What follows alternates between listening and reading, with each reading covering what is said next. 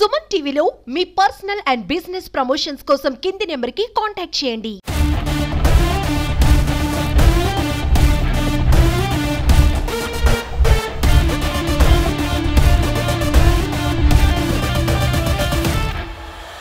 Welcome to Suman TV. Chandrababu Naidu చూస్తే మీకేమనిపిస్తుంది? మీకేమనిపిస్తుందో నిజంగా ఈ వీడియో మొత్తం చూసి ఖచ్చితంగా కామెంట్ చేయండి. ఎందుకంటే నాకైతే చంద్రబాబు నాయుడు చూస్తే ఓ నాయనో నీ ఓపిక సల్లగుండా ఈ వయసులో నీకు ఎక్కడికి వెళ్ళి వచ్చింది ఇంత ఓపిక అనిపిస్తుంది. నిజంగా గడిచిన 3 రోజులుగా మేము సుమన్ టీవీ నుంచి న్యూస్ కవర్ చేస్తున్నాం. విజయవాడలో ఫ్లడ్ ఒక రేంజ్లో ఉంది. సింగనగర్తో పాటు ప్రకాష్ నగర్ అటువంటి చాలా ప్రాంతాల్లో ఈ బుడమేరు పరివాహక ప్రాంతాలు ఒక్కసారిగా నీరు వచ్చి చేరింది. నీరు వచ్చి చేరిన తర్వాత ఏదైతే వర్షాలు ఎక్కువగా హెవీగా పడుతున్న మొదటి రోజే ఉదయం నుంచి సాయంత్రం దాకా అధికారుల్ని పరుగులు పెట్టించారు చంద్రబాబు నాయుడు. నిజంగా అసలు చంద్రబాబు అంటే ఏంటో ఈ 3 రోజులు చూస్తే అర్థమైంది. ప్రజలంటే ఆయనకు అంత శ్రద్ధ, పరిపాలన అంటే ఆయనకు అంత శ్రద్ధ, జనం సమస్యలంటే ఆయనకు అంత శ్రద్ధ చాలా స్పష్టంగా కనిపించింది 3 రోజులు. నాకైతే కనిపించింది. మీకేమనిపించిందో కామెంట్ చేయండి. నిజంగా ఏంటంటే విజయవాడ మునిగిపోతే ఎవరైనా ఏ ముఖ్యమంత్రి అయినా చూద్దాం. రాష్ట్రంలో చాలా మంది ముఖ్యమంత్రులను చూసాం. ఉమ్మడి ఆంధ్రప్రదేశ్లో అనేక మంది ముఖ్యమంత్రులను చూసాం. ముఖ్యమంత్రులు ఎవరైనా హెలికాప్టర్ వేసుకొని వచ్చి డ్రర్ అలా తిరిగిపోతారు.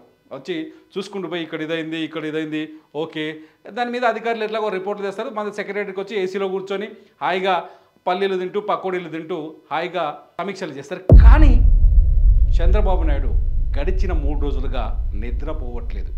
విజయవాడ ప్రజలు కంటి మీద కొనుక్కు లేకుండా ఉన్నారు కదా, అక్కడే ఉంటున్న చంద్రబాబు నాయుడు కూడా నిద్రపోవట్లేదు. సహాయ కార్యక్రమాలు చిన్న సమస్య కూడా తలెత్తకుండా మొన్న మాట్లాడారు ఆయన.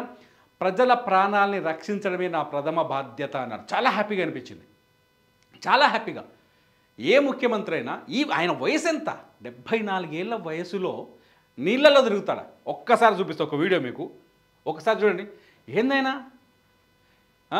కింద నీళ్ళు ఫుల్గా నీళ్ళున్నాయి కింద. ఒకసారి చూడండి. జనానికి భరోసా ఇచ్చే ప్రయత్నం చేస్తున్నారు. ప్రొక్లైనర్ ఎక్కి వీధుల్లో తిరుగుతూ జనానికి భరోసా ఇచ్చే ప్రయత్నం చేస్తారు. నేనున్నాను, మీరేం టెన్షన్ పడకండి. అదే చూడండి. మంత్రులను తీసుకొని సెక్యూరిటీని తీసుకొని కింద ఇక్కడ నీళ్ళు ఎక్కడ దాక్కున్నాయి. ఇక్కడ పక్కనే ఉన్న వాళ్ళని చూస్తే మనకు అర్థమవుద్ది. నీళ్ళు ఎక్కడ దాక్కున్నాయో చూడండి ఒకసారి. ఇక్కడ ఫ్లడ్ చూడండి. ఒక నాయకుడు ఎలా ఉండాలి? ఇలా ఉండాలి. జనానికి కష్టం వచ్చినప్పుడు జనంలో ఉండాలి, జనం వెంట ఉండాలి, జనంతో పాటు నడవాలి, జనం సమస్యని ప్రత్యక్షంగా తెలుసుకోవాలి అని మరోసారి రుజువు చేశారు చంద్రబాబు నాయుడు. ఇంకొక వీడియో చూపిస్తాను. ఈ వీడియో చూడండి. ఏంది ఆయన వయసుకి ఆయన చేస్తున్న ప్రయోగాలు ఏంటి? సాధారణంగా వర్షం వస్తే ఈ వయసులో దాదాపు ఇంట్లో కూర్చుంటారు, సేఫ్ జోన్లో ఉంటారు, ఎందుకు వచ్చిన గోల్ అంటారు. మంత్రి నారాయణతో కలిసి పడవలో ఎక్కడైతే ఇది సింగనగర్ ఏరియా, అంతకు ముందు రోజు నైట్ అంతా నిద్రపోకుండానే ఉన్నారు. నిన్నగాక మొన్న నైట్ అంతా నిద్రపోకుండా రాత్రి 10 గంటల నుంచి ఉదయం 4:19 వరకు నిద్రపోకుండానే ఎక్కడెక్కడైతే నీళ్ళు వస్తున్న ఏరియాలో ఆయన నడుస్తూ అధికారులను పరిగెత్తిస్తూ సహాయ కార్యక్రమాలు వేగవంతం చేశారు. మర్నాడు ఉదయమే 4 గంటలకు వచ్చి పడుకున్నాడు కలెక్టరేట్లోనే ఉండిపోయాడు. నైట్ అంతా కాస్త రెస్ట్ తీసుకున్నారు. మళ్ళీ ఉదయం 6 గంటలకే వచ్చేసారు చూడండి జనంలో.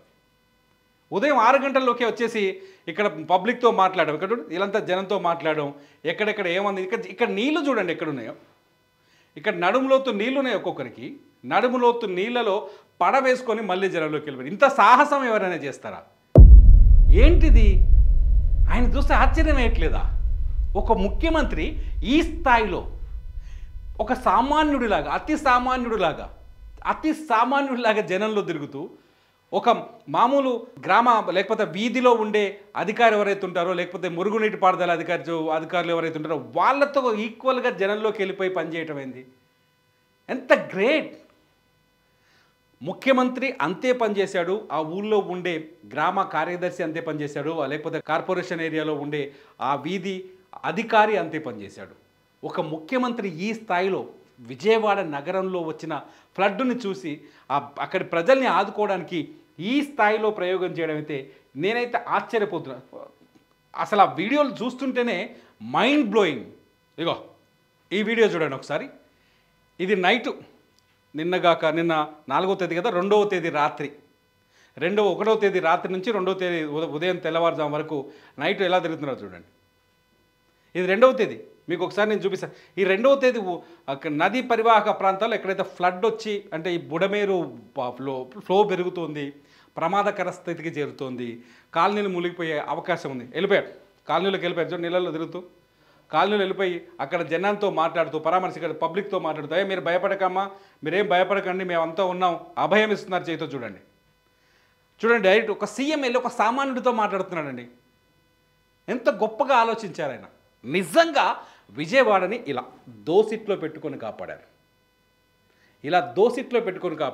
కొన్ని ప్రమాదకర పరిస్థితులు వేరే చోట ఉండొచ్చు, కానీ విజయవాడలో ఇళ్లలోకి నీళ్ళు రావచ్చు, నష్టపోవచ్చు, లోతట్టు ప్రాంతాలు కావచ్చు, కానీ ఒక్కరికి కూడా ఒక్క ప్రాణ నష్టం కూడా జరగకుండా చూశాడు.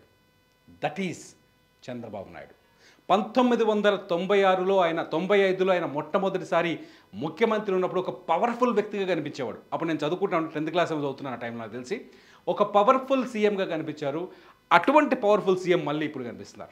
అంతే పవర్, అదే కరిష్మా, అదే దమ్ము, అదే శక్తి ఇవాళ చంద్రబాబులో కనిపిస్తోంది.